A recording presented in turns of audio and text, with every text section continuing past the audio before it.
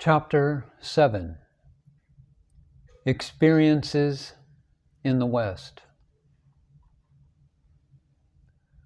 For some time, Swami Vivekananda had been planning a visit to London. He wished to sow the seed of Vedanta in the capital of the mighty British Empire. Miss Henrietta Mueller had extended to him a cordial invitation to come to London, and Mr. E.T. Sturdy had requested him to stay at his home there. Mr. Leggett also had invited the Swami to come to Paris as his guest. Mr. Francis H. Leggett, whose hospitality the Swami had already enjoyed at Percy, was a wealthy businessman of New York. He and two ladies of his acquaintance, Mrs. William Sturgis and Miss Josephine MacLeod, who were sisters, had attended the Swami's lectures in New York during the previous winter. They were all impressed by the Swami's personality and his message, and Mr. Leggett remarked one day that the teacher was a man of great common sense. An intimate relationship gradually developed between the Swami, the two sisters, and Mr. Leggett. Mrs. Sturgis, who was a widow, and Mr. Leggett became engaged and announced their engagement at the summer camp at Percy. They decided to be married in Paris, and Mr. Leggett invited the Swami to be a witness at the ceremony. This invitation, coming at the same time as Miss Mueller's and Mr. Sturdy's, seemed to the Swami, as he described it in a letter, a divine call. The Swami's New York friends thought that a sea voyage would be most beneficial for his weary body and mind. At this time, the Swami began to feel a premonition of his approaching end. One day he even said, "My day is done." But the awareness of his unfulfilled mission made him forget his body. The Swami and Mr. Leggett sailed from New York about the middle of August 1895, reaching Paris by the end of the month. The French metropolis, with its museums and churches, cathedrals, palaces, and art galleries, impressed the Swami as the center of European culture, and he was introduced to a number of enlightened French people.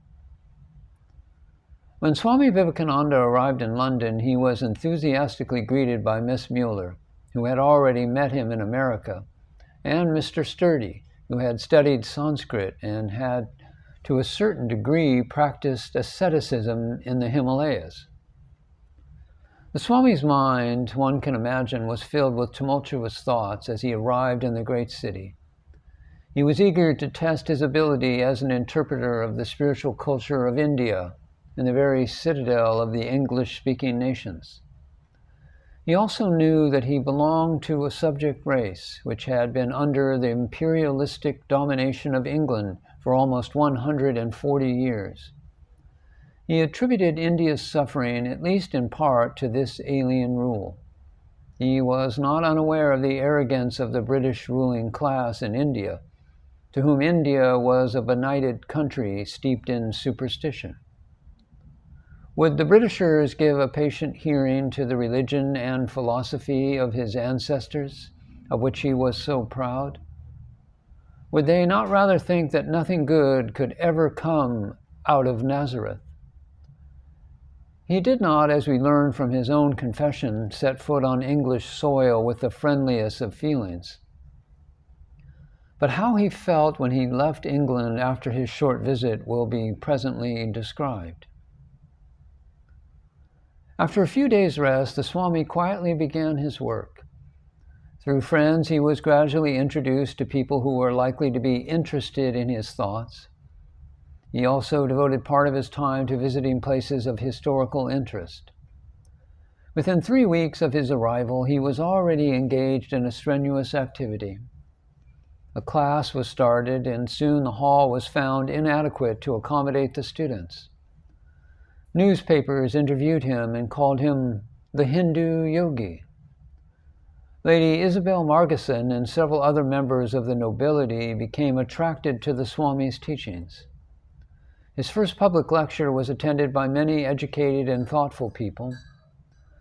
Some of the leading newspapers were enthusiastic about it. The London Standard compared his moral stature with that of Ram Mohan Roy and Keshab Chandra Sen. The London Daily Chronicle wrote that he reminded people of Buddha. Even the heads of churches showed their warm appreciation.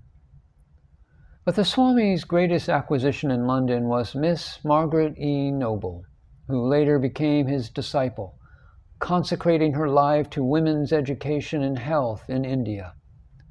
She also espoused the cause of India's political freedom and inspired many of its leaders with her written and spoken words.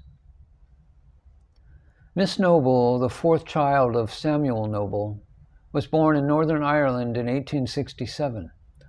Both her grandfather and her father were Protestant ministers in the Wesleyan Church and took active part in the political agitation for freedom of Ireland. Her grandmother and her father gave her instruction in the Bible. Her father, who died at the age of 34, had a premonition of his daughter's future calling. One of the last things he whispered to his wife was about Margaret.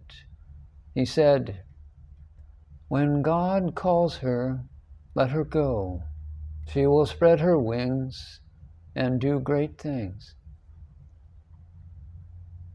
After finishing her college education, Margaret took the position of a teacher at Keswick in the English Lake District, where contact with the high church stirred her religious emotions. Next, she taught in an orphanage in Rugby, where she shared the manual labor of the pupils. At 21, Miss Noble was appointed as mistress at the secondary school at Wrexham, a large mining center, and participated in the welfare activities of the town, visiting slum households and looking for waifs and strays. Next, she went to Chester and taught a class of 18-year-old girls. Here she delved into the educational systems of Pestalozzi and Froebel.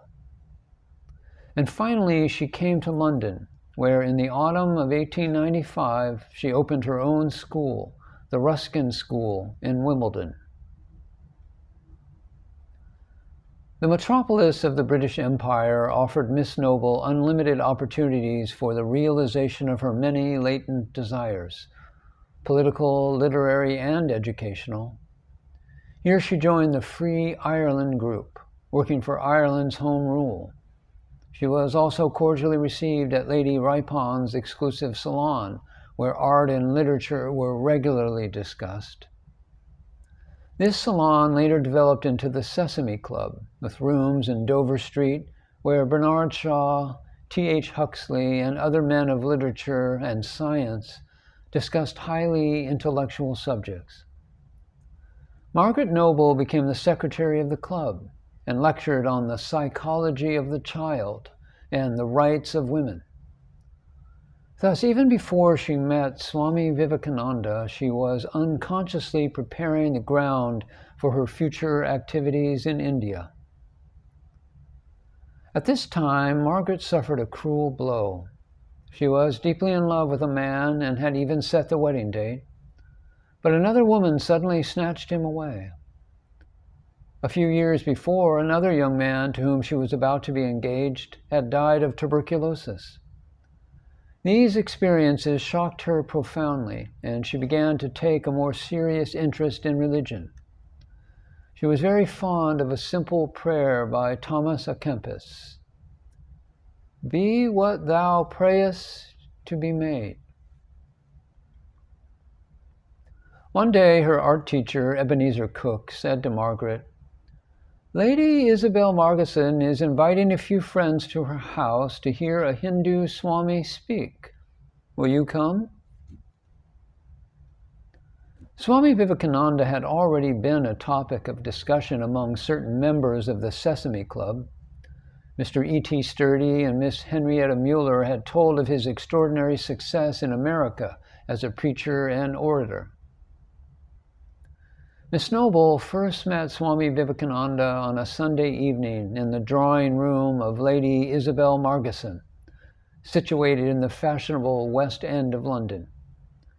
He was to address a group of people on Hindu thought, Miss Noble was one of the last to arrive. 15 people sat in the room in absolute silence.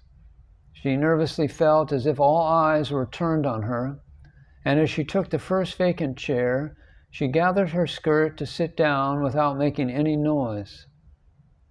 The Swami sat facing her. A coal fire burnt on the hearth behind him. She noticed that he was tall and well-built and possessed an air of deep serenity. The effect of his long practice of meditation was visible in the gentleness and loftiness of his look, which, as she was to write later, Raphael has perhaps painted for us on the brow of the Sistine Child. The Swami looked at Lady Isabel with a sweet smile as she said, "Swamiji, all our friends are here." He chanted some Sanskrit verses. Miss Noble was impressed by his melodious voice. She heard the Swami say, among other things, "All our struggle is for freedom. We seek neither misery nor happiness, but freedom, freedom alone." It was at first difficult for Miss Noble to accept Swami Vivekananda's views, but before he left London, she had begun to address him as Master. Recalling those first meetings in London and their decisive influence on her life, Noble, to be known as Sister Devi-The, wrote in 1904 to a friend, "Suppose he had not come to London that time, life would have been like a headless dream, for I always knew that I was waiting for something. I always said that a call would come, and it did. But if I had known more of life, I doubt whether, when the time came, I should certainly have recognized it. Fortunately, I knew little and was spared that torture. Always I had this burning voice within, but nothing to utter. How often and often I sat down, pen in hand, to speak, and there was no speech. And now there is no end to it. As surely I am fitted to my world, so surely is my world in need of me, waiting and ready. The arrow has found its place in the bow, but if he had not come, if he had meditated on the Himalayan peaks, I, for one, had never been here."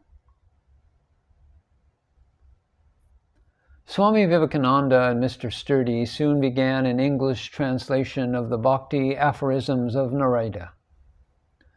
At this time, the idea came to the Swami's mind that a religion could not have permanent hold upon people without organization and rituals. A mere loose system of philosophy, he realized, soon lost its appeal. He saw the need, therefore, of formulating rituals on the basis of the Upanishadic truths, which would serve a person from birth to death, rituals that would prepare for the ultimate realization of the supramental absolute. The Swami's stay in England was very short, but his insight enabled him to appraise the English character with considerable accuracy.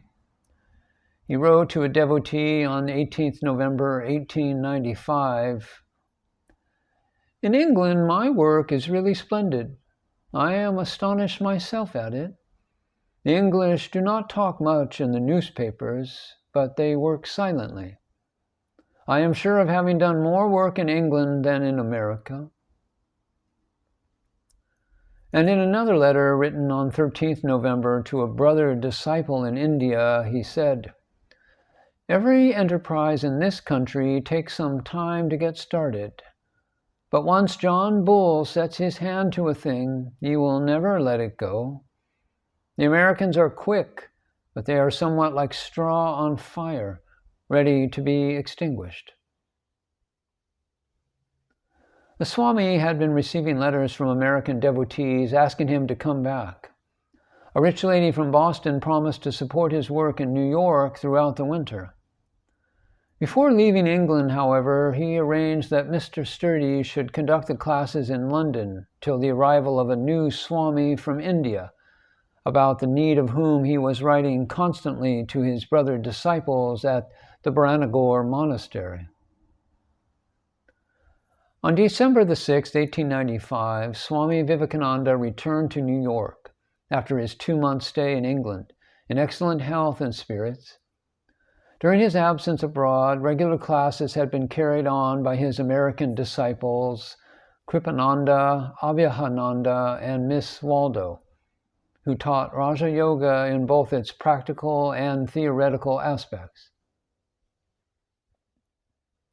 Together with Kripananda, he took up new quarters, consisting of 2 spacious rooms, which could accommodate 150 people. The Swami at once plunged into activity and gave a series of talks on work as a spiritual discipline. These talks were subsequently published as Karma Yoga, which is considered one of his best books. In the meantime, the devotees of the Swami had been feeling the need of a stenographer to take down his talks in the classes and on public platforms. Many of his precious speeches had already been lost because there had been no reporter to record them. Fortunately, there appeared on the scene an Englishman, J. Goodwin, who was at first employed as a professional stenographer. In a few days, however, he was so impressed by the Swami's life and message that he became his disciple and offered his services freely, with the remark that if the teacher could give his whole life to help mankind, he, as the disciple, could at least give his services as an offering of love. Goodwin followed the Swami like a shadow in America, Europe, and India. He recorded many of the public utterances of Vivekananda, now preserved in published books, and thereby earned the everlasting gratitude of countless men and women.